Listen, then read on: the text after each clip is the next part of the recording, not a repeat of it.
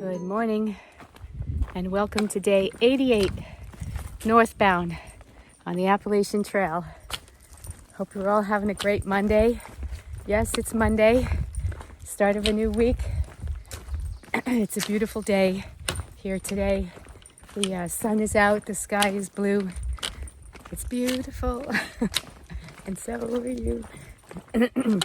Had a good night in the shelter last night. I did sleep in the shelter. There was one other guy, but the shelter was so huge. Yeah, it was warm, and I'm looking forward to getting my my 40 degree, so my cooler, I guess you could call it, my cooler down quilt, which hopefully will be at the Appalachian Trail Conservancy is where I had it mailed.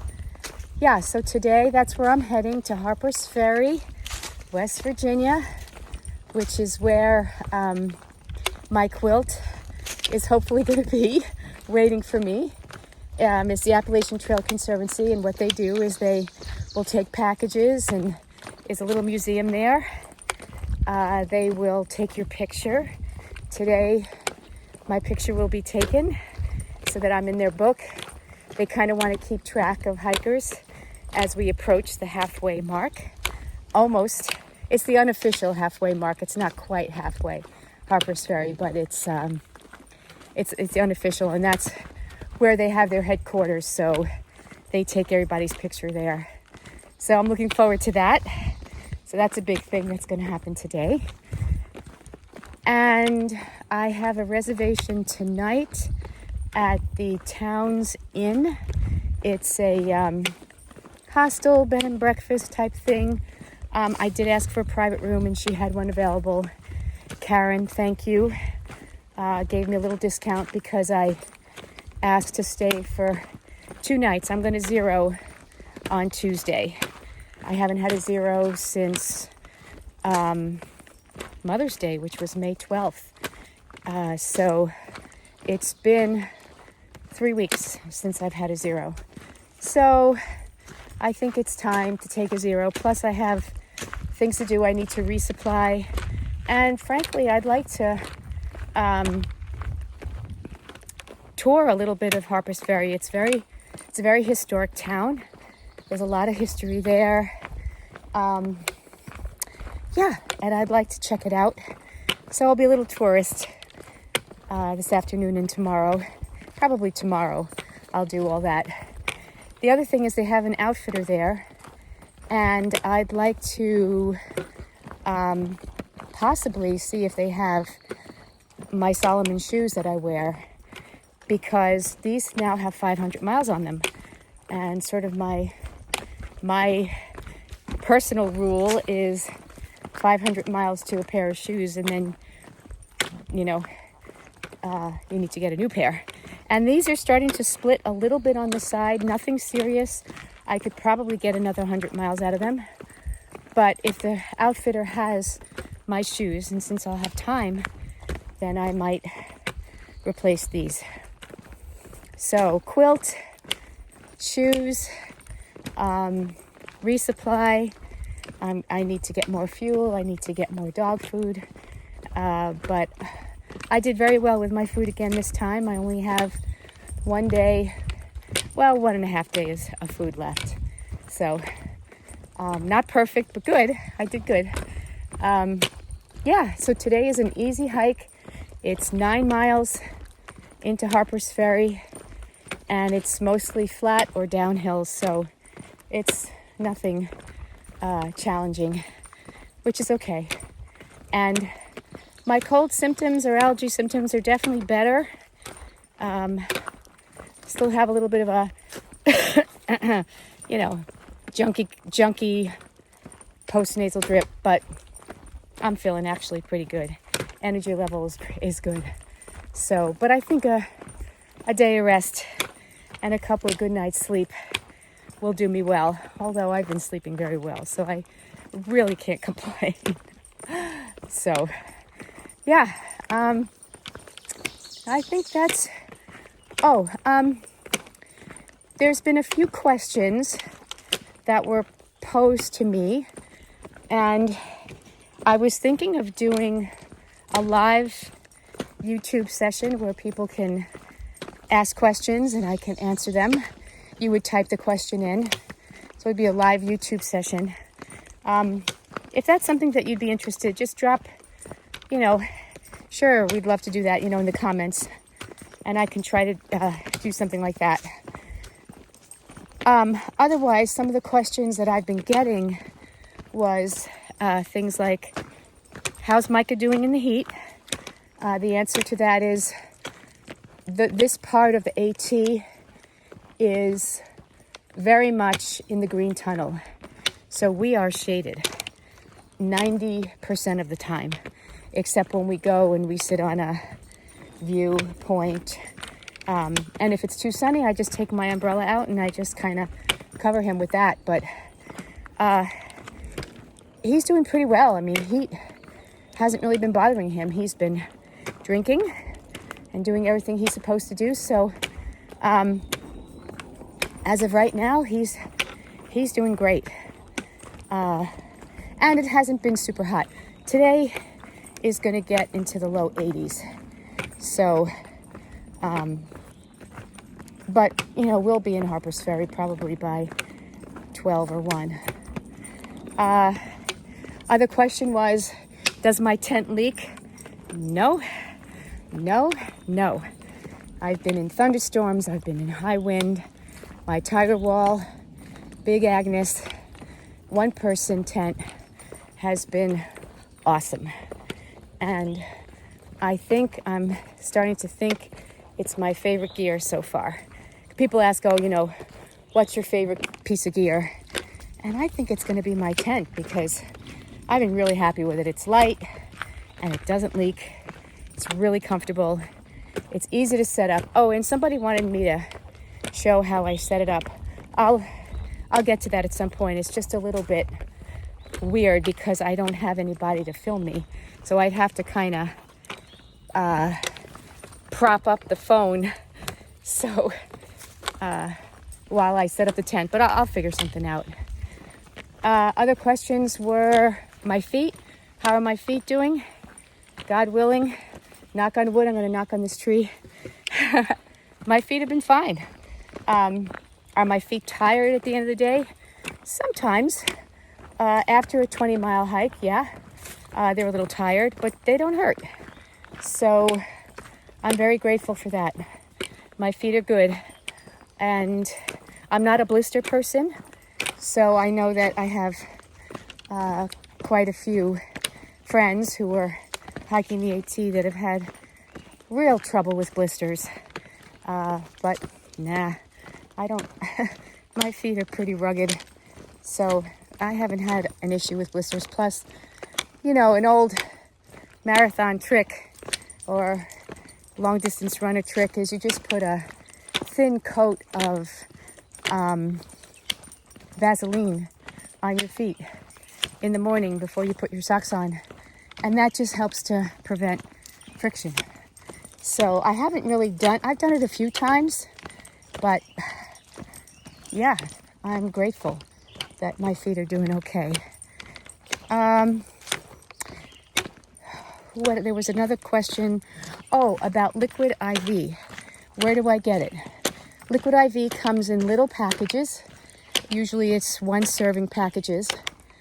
But you can also buy it in individual packages that come in a big box of 25 or 30. I know they sell it at Costco. I know that outfitters definitely sell it, like REI. And many times I just find it at the grocery store where the drinks are, that Gatorade drinks and things like that. They'll have a section of some of those powdered electrolytes. It comes in different flavors, and I'll take a picture of a packet so you can see what it actually looks like. I would suggest that when you try it, you decrease the dosage, dilute it a little bit more than what the package says, and just make sure your stomach can handle it. I do. I dilute it more than what the package says, how much they say, how much water to add to the actual, powder. But I definitely dilute it more. A lot of people that can do it full strength, but that's the same thing with Gatorade. I don't do Gatorade full strength. It's just a little bit too much for my stomach. But that's me. A lot of people can handle it. So, try it first before you buy a big package of 30. Buy, one of them and see if it works for you. But boy, if you're out in the, in the garden and you're sweating, or you're going for a walk or a hike and you're sweating, take those electrolytes, and it really helps to restore your, your electrolytes that you're losing, your sodium, potassium, calcium, and it helps to prevent muscle cramps too. So, and it helps to quench your thirst as well. So I'm a real believer in electrolyte drinks, and I don't know any AT hikers that don't use some kind of electrolytes, especially as the weather gets warmer, because really we're just sweating all day. That's what we're doing. So we need lots of water, and we need to replace those electrolytes. We always talk about, well, are we getting enough water? And, I say, everybody, well, just make sure you're peeing. If you're peeing, then you are. If you haven't peed for all morning and half of the afternoon, well, you're not drinking enough water. So we call it the pee test. And also the color of your urine, too, shouldn't be the color of orange Gatorade, because then it's too concentrated and you're not getting enough water. So, water regulation is very, very important on the trail, as well as food. Got to keep those calories up, which I'm trying to get a little bit better at. I think I told you all that one of the goals of this hike was not to lose weight. Well, I have failed at that. I have lost a little too much weight. Originally, I had lost 7 pounds. I think I'm up to 10 now. I'm going to weigh myself when I get to Harper's Ferry. But, I don't want to lose any more than that. It's, again, not the goal of this through hike. And you don't want to lose too much, because then it weakens you, and you lose your strength. And, I need to keep my strength up, and I need to keep my calories up. So I've been a little bit better. I've been eating 2 oatmeal packets in the morning as opposed to 1. I've been adding some protein to my oatmeal, and I've been just trying to increase my calories and snacks during the day with some of the energy bars that I'm eating. So I've been doing a little bit better. And then when I get to town, I try to eat good balanced meals. The thing is, when I get to town, I'm craving salads and fruit. Well, I'm not going to gain a lot of weight on salads and fruit, but that's really what I want. So salads and fruit and bread. I should probably eat some bread and some baked goods too. That will help to increase my calories and my weight too. And of course, protein, chicken and fish is what I love too. So beans and rice. So anyway, I've been rambling on. Feeling really good. I'm just delighted these cold symptoms and allergies, or whatever this is starting to abate. And looking forward to a couple of days in town to get some things together. And, I'm not leaving Harper's Ferry without that quilt. So I hope I'm not there for a week. I've just been praying that it will be there. They said it would be there by Tuesday, that it would be shipped by Tuesday, the company that I ordered it from. So let's hope. Let's pray. Let us pray. All right. I hope you're all having a great Monday. Yeah, and again, if there's questions you have, specific questions you have for me, please put them in the comments. And if you'd like me to try to do a live session where you type in questions and I answer them, we can do that. Or if you prefer, just put questions in the comments and I can address them in my videos if you like that. So, up to you. All right. Have a wonderful Monday. Take care. Bye.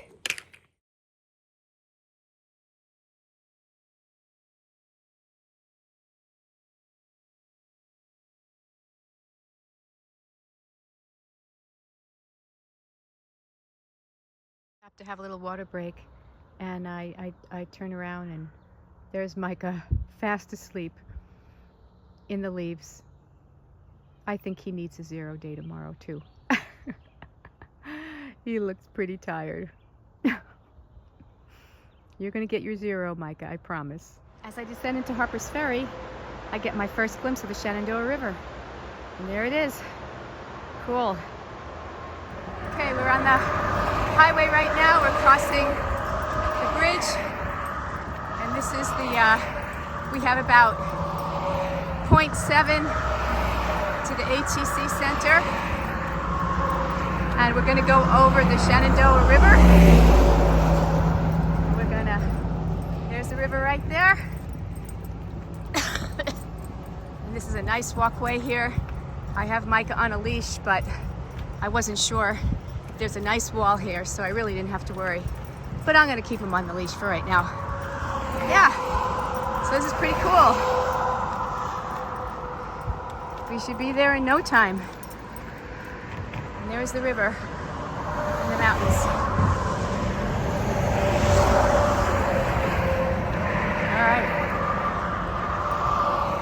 I'm in the center of the old town of Harper's Ferry, and this is kind of cool here. It says, a land divided. You are standing near what was once an international border. During the Civil War, the peak to your left lay within the Union state of Maryland. Loudon Heights to the right was claimed by the Confederate state of Virginia. Slavery divided the nation, and here at Harper's Ferry, the two sides clashed over the meaning of freedom. Abraham Lincoln said, "The struggle of today is not altogether for today. It is for a vast future also." And this has a map of where it was divided. And this is cool. It shows the Shenandoah River here,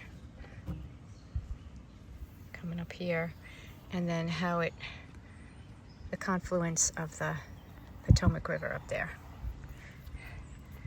So Virginia's secession from the Union divided north from the south along the Potomac River. At the outbreak of the Civil War, Harper's Ferry was home to the National Armory and passageway for major railroad lines. These assets made it an important prize of war to both sides. All right, we made it to the Appalachian Trail Visitor Center. You can always tell because there's packs outside, which is where mine's gonna go. And we're gonna go inside and check it out, maybe have our picture taken, and check out the museum. All right, very cool. This is the weathered remains of the St. John's Episcopal Church that was built in 1852. It served as a hospital and barracks during the Civil War and suffered considerable damage. It was rebuilt, but then it was abandoned in 1895 when a new Episcopal church was built in the upper part of town. That's St. Peter's Roman Catholic Church. It's going through some renovation. Boy, it looks really cool. And this is considered the older part of town. So we're just kind of making our way to the inn. And we're still walking on the AT. And we're looking for some restaurants too, so we got our eye open for that. And that's the town's inn. And I think that's where I'm staying. On the left, with a little deck there. And there's something across the street. I hope it's a restaurant. I'm really hungry. I haven't had lunch. It's just about 2 o'clock. So So let's see what there is to offer. Yeah, so this is a little town here, and this is the Town's Inn Mountain House where I'm staying tonight. It's a very historic building apparently, and I just had lunch at the Battlegrounds Bakery and Coffee. I had a delicious chicken salad sandwich on sourdough bread. It was very good, and I got to see a couple of hikers in there that were also enjoying lunch. Royd and the